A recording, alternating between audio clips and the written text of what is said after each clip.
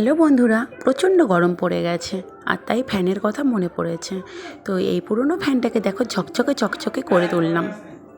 বন্ধুরা, আমি মিঠিস blog and টিপসে তোমাদের সবাইকে ওয়েলকাম। তো যারা যারা আমাকে সাবস্ক্রাইব করে নিয়েছো তাদেরকে অসংখ্য ধন্যবাদ জানাই। আর যারা সাবস্ক্রাইব করোনি এখনও পর্যন্ত তারা সাবস্ক্রাইব করে দিও আর পাশে থাকা বেল বাটনটি অন করে দিও। তো দেখতেই পাচ্ছ ফ্যান হচ্ছে গরম পড়েছে প্রচণ্ড, তোমাদেরকে বললাম। তো অ্যাকচুয়ালি কী হয়েছে, ফ্যানটা অনেক দিনের পুরনো, তো ফ্যানটা হচ্ছে রাখা ছিল। তো দেখো, কোথাও যদি কোনো জিনিস অনেক দিন ইউজ না করা হয় 6 মাস, তো তারপরে কী হয়, ধুলো জমে অনেকটাই নোংরা পড়ে যায়। এবং ফ্যানটা যখন আবার ইউজ করার দরকার হয় তখন কী হয়, ঘরের মধ্যে কোথাও বসালে পরে দেখতে খুব বাজে লাগে। তো তার জন্য আমাদের গরম পড়লে পরে সবাইকে ফ্যান পরিষ্কার করতে হয়।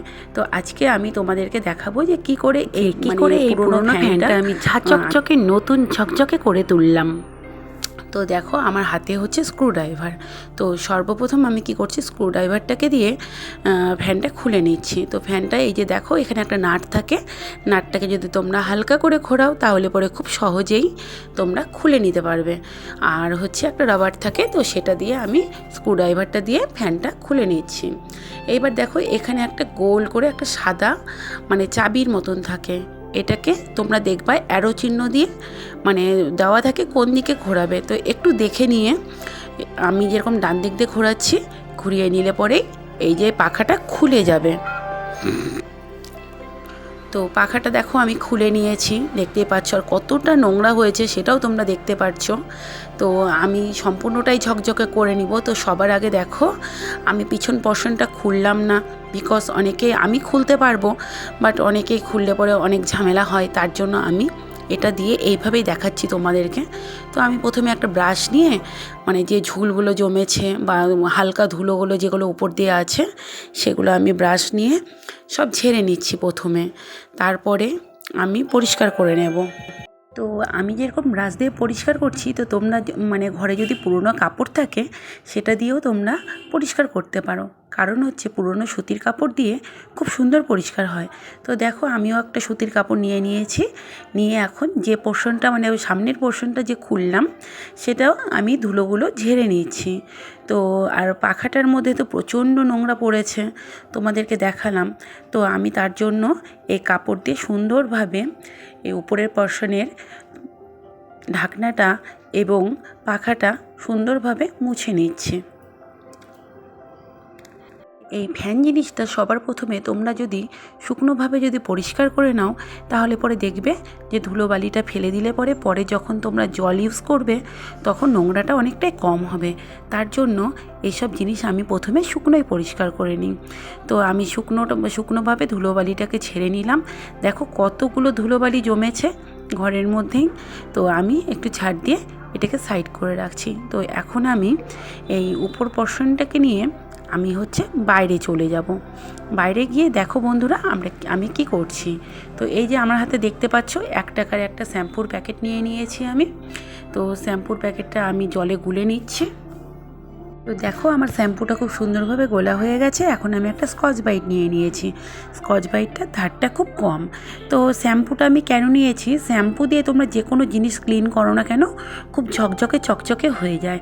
তো তোমরা সেজন্য দেখতে পারবে যে পাখার ব্লেডগুলো কি সুন্দর ঝকঝকে চকচকে হয়ে গেছে। তো বন্ধুরা, আমি তো বলেছিলাম যে ফ্যানটা আমি ঝকঝকে চকচকে করে দেখাবো। তো যার জন্য আমি শ্যাম্পু দিয়ে খুব সুন্দরভাবে জিনিসটাকে ক্লিন করে নেব। তো এতে আমার ফ্যানের পাখাগুলো নষ্টও হবে না এবং জংও ধরবে না, বিকজ শ্যাম্পুর মধ্যে খার জাতীয় জিনিসটা কম থাকে। তোমরা সেটা জানো, সার্ফে যতটা খার থাকে শ্যাম্পুতে ততটা থাকে না। তো যার জন্য পাখার ব্লেড বলো কিংবা ফ্যানের উপরের যে পোর্শনটা থাকে লোহার, সেটাও নষ্ট হবে না। তার জন্য আমি শ্যাম্পু ইউজ করছি। তো দেখো, এখন আমার বেশ ভালোভাবে স্কচ ব্রাইট দিয়ে মাজা হয়ে গেছে, পরিষ্কার করে নিয়েছি আমি, অনেকটা ফেনাও উঠেছে। আর এখন আমি খুব সুন্দরভাবে ধুয়ে নেব। তো ধুয়ে নেওয়ার পরে তোমরা দেখতেই পারবে যে তোমরা যদি শ্যাম্পু দিয়ে কোনো কিছু পরিষ্কার করে থাকো কতটা পরিষ্কার হয়। তো চলো, আমি এখন ধুয়ে নিয়ে তোমাদেরকে দেখাচ্ছি যে কেমন হলো পরিষ্কার। ফ্যান সবসময় যখন তোমরা ইউজ করা হয়ে যাবে তখন কি করবে, যদি সুন্দরভাবে পলিথিন দিয়ে কিংবা কোনো ওড়না বলো সেটা দিয়ে যদি মুড়িয়ে সুন্দরভাবে রেখে দাও তাহলে পরে হয়তো এতটা নোংরা পড়ে না। তার জন্য আমি কি করি, অনেক সময় ফ্যান ইউজ করার পরে সুন্দরভাবে ঢেকে রেখে দিই। তোমরা এই টিপসটি অ্যাপ্লাই করতে পারো, তাহলে পরে ফ্যান এতটা নোংরা হবে না। সে অবশ্যই ফ্যান ইউজ করতে করতে ঘরের ফ্যান কি হয়, অনেক সময় নোংরা হয়ে যায়, তো তখন আমাদেরকে পরিষ্কার করতে হয়, কিন্তু মানে এতটা নোংরা পড়ে না যে খাটুনি হবে। তো যার জন্য ফ্যানকে তোমরা ওভাবে রাখলে পরে খুব ভালো থাকবে আর কি। তো দেখো আমি ঘরে চলে এসেছি আর একটা শুকনো কাপড় নিয়ে নিয়েছি, যেহেতু জলের কাজ করলাম তোমরা দেখতেই পারলে। তো এখন শুকনো কাপড় দিয়ে আর ফ্যানের পাখাটা আর উপর পোর্শনটা কি সুন্দর পরিষ্কার হয়েছে, ঝকঝকে হয়ে গেছে, তোমরা দেখতেই পারছো, তোমাদেরকে একবার দেখিয়ে দিলাম আর কি। তো দেখো এখন আমি পেছনের যে পোর্শনটা আছে সেটা পরিষ্কার করব। তো স্কচ ব্রাইটটা আমি একদম ঝেড়ে নিয়েছি যাতে এক ফোঁটা জল না থাকে। তো কারণ হচ্ছে এখানে অনেকটা মানে মেশিনের জিনিস বলতে পারো বা পার্টসের জিনিস, ইলেকট্রিক জিনিস বলে কথা, তো তার জন্য আমি এখানে সেরকম জল ইউজ করছি না। কিন্তু আমার যে স্কচ ব্রাইটটা ছিল সেটা দিয়ে আমি সুন্দরভাবে ফ্যানটাকে মুছে নিচ্ছি। হালকা হালকা ভেজা ছিল, তার জন্য কি হচ্ছে, খুব সুন্দরভাবে পরিষ্কার হয়ে যাচ্ছে। তো এইভাবে তোমরাও পরিষ্কার করে নিতে পারো। এই যে দেখো পেছনের অংশটা অনেক দাগ লেগে গেছে, আর সাদা ফ্যান তো একটু ধরতে না ধরতেই খুব দাগ লেগে যায়, নোংরা পড়ে যায়। তো তার জন্য আমি খুব সুন্দরভাবে স্কচ ব্রাইটটা দিয়ে সম্পূর্ণ ফ্যানটাকে মুছে নিচ্ছি। আর বন্ধুরা তোমরা সবসময় কিন্তু এটা মাথায় রাখবে যে পেছন পোর্শনটা কখনো জল দিয়ে পরিষ্কার করবে না। তো আমার তারটাও প্রচণ্ড নোংরা হয়েছিল, তাই আমি এই শুকনো স্কচ ব্রাইটটা দিয়ে তারটাকেও মুছে নিলাম। তো আর হচ্ছে জল দিয়ে করবে না, কারণ হচ্ছে জল দিয়ে পরিষ্কার করলে কিন্তু তোমাদের ফ্যানটা নষ্ট হয়ে যেতে পারে, তার জন্য এটা সবসময় মাথায় রাখবে। তো দেখো, আর এখানে যে সুইচের জায়গাটা আছে মানে কোনা কাঞ্চিতে যে নোংরাগুলো থাকে, আমি একটা ছোট্ট ব্রাশ নিয়ে নিয়েছি। ব্রাশ নিয়ে আমি মানে যেসব জায়গায় কাপড় বা হচ্ছে তোমার স্কচ ব্রাইট যায় না সেই সব জায়গায় আমি একটু ব্রাশ করে নিলাম। তো আমরা অনেকে কি করি, বাড়িতে হচ্ছে করতে ভয় পাই যে এসব ফ্যান বাড়িতে করব নষ্ট হয়ে যাবে, তো মানে ফ্যান মিস্ত্রি ডাকি বা অন্য কোনো ছেলেকে টাকা দিয়ে পরিষ্কার করাই। কিন্তু তোমরা যদি আমার এই টিপসগুলো জেনে নাও এবং বাড়িতে করো, দেখবে বাড়িতেই তোমরা খুব সুন্দরভাবে ফ্যান পরিষ্কার করতে পারছো। আর এইগুলো মানে লাগানো খুব কঠিন না এবং খোলাও খুব কঠিন না, তার জন্য তোমাদেরকে আমি যেভাবে দেখিয়ে দিলাম তোমরা এইভাবেই বাড়িতে ফ্যান পরিষ্কার করে নিতে পারো। তো দেখো আমি লাস্টে একটা শুকনো কাপড় দিয়ে পুরোটা ফ্যান মুছে নিচ্ছি। তো ফ্রেন্ডস দেখো আমার ফ্যান মোছা কমপ্লিট হয়ে গেছে। তো আমার হাতে যে দেখতে পাচ্ছ এটা হচ্ছে একটা তারের মতন সরু অংশ, যেটা হচ্ছে দুটো তাক করা আছে, তার মাঝখান দিয়ে ফ্যানের হচ্ছে মানে সাইডের তারটা সেট করা হয়। তো এটা আমি সর্বপ্রথম খুলেছিলাম, তোমরা আশা করছি লক্ষ্য করেছিলে। তো এটা আমি মুছে নিলাম।